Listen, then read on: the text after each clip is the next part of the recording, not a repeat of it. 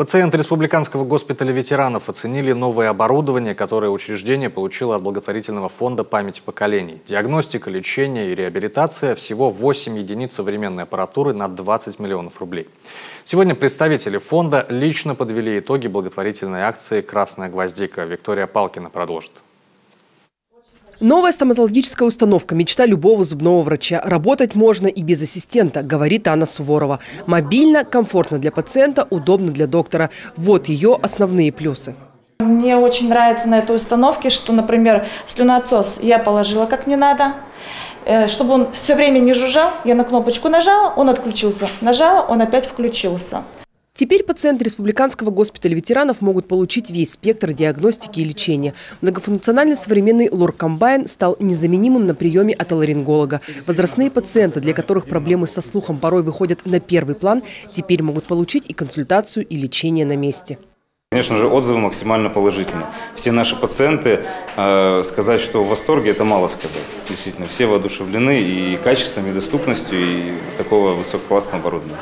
А это система ультразвуковой денситометрии. Прибор помогает вовремя диагностировать остеопороз. В кабинете физиолечения теперь пациенты могут получить продвинутый курс магнитотерапии, новый аппарат УЗИ и аппарат ударно-волновой терапии. А для измерения внутриглазного давления госпиталь получил бесконтактный и автоматический пневмотонометр. Благодаря активному участию жителей республики в акции «Красная гвоздика» благотворительный фонд «Память поколений» сделал очень нужный подарок Республиканскому госпиталю ветеранов войн.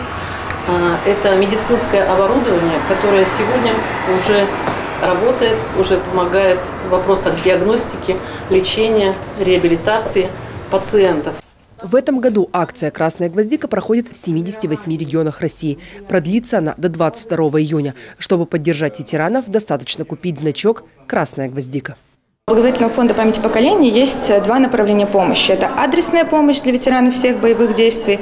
Это направление, большой спектр направлений помощи. Это и слухопротезирование, протезирование верхних и нижних конечностей. Это сложные операции, реабилитации, реабилитационное оборудование и многое-многое другое. Но мы стараемся помогать не только адресно, но и системно. Помогая каждому госпиталю, как, например, сегодня в Республиканском госпитале, а в Республике Коми, мы можем помочь не только одному человеку адресно, но сотням и тысячам людей, которые проходят здесь лечение, диагностику, реабилитацию. Новое оборудование в Республиканском госпитале ветеранов закрыло проблемные точки по многим лечебным направлениям. Теперь ветераны со всей республики могут получить современную медицинскую помощь под одной крышей. Виктория Палкина, Олег Юшков, телеканал Юрган.